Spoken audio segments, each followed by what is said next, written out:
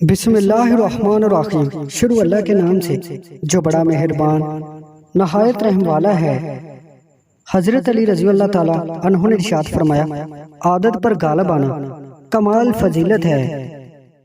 زندگی میں چاہے کتنی بھی خوشیاں ہوں ہمارے پاس، لیکن ہم تب تک خوش نہیں ہو سکتے جب تک ہمارے ساتھ وہ نہیں جس کے ساتھ ہم خوش ہونا چاہتے ہیں۔ معافی مانگنا یہ ظاہر نہیں کرتا کہ آپ غلط اور دوسرا صحیح ہے، بلکہ یہ ظاہر کرتا ہے کہ آپ کے رشتے کی اہمیت آپ کی انا سے بڑھ کر ہے۔ یہ دنیا ایک مقررہ وقت تک رہے گی اور آخرت ہمیشہ تک رہے گی۔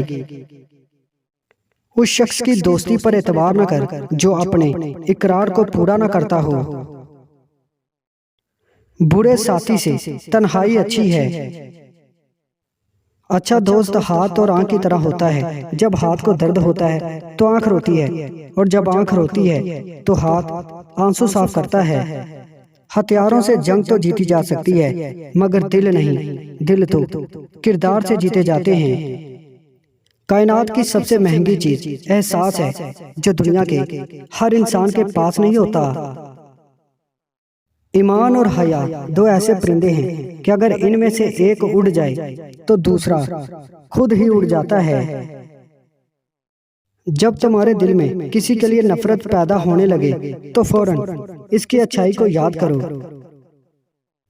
عقل مند کی عادت ہے کہ وہ ضرورت یا دلیل کے بغیر بات نہیں کرتا۔ علم کو بیان کرنے والے تو بہت ہیں، مگر اس پر عمل کرنے والے تھوڑے ہیں۔ اپنے اعمال کے وزن کو خیرات سے بھاری کرو۔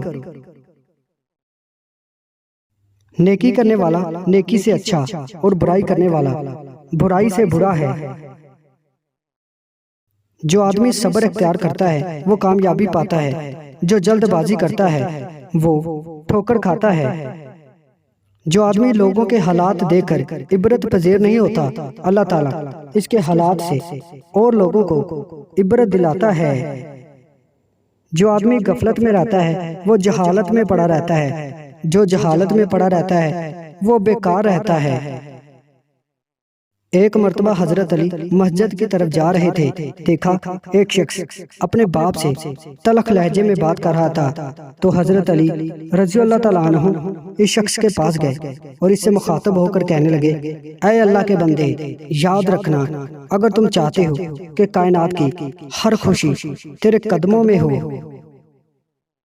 تو دو لوگوں کا بہت خیال رکھنا۔ اس نے کہا، یا علی کون سے دو لوگ؟ آپ نے فرمایا، ایک وہ جس نے تمہاری جیت کے لیے زندگی میں بہت کچھ ہارا، یعنی تمہارا باپ۔ دوسرا وہ جس نے ہار کو بھی ہمیشہ جیت کہا، یعنی تمہاری ماں۔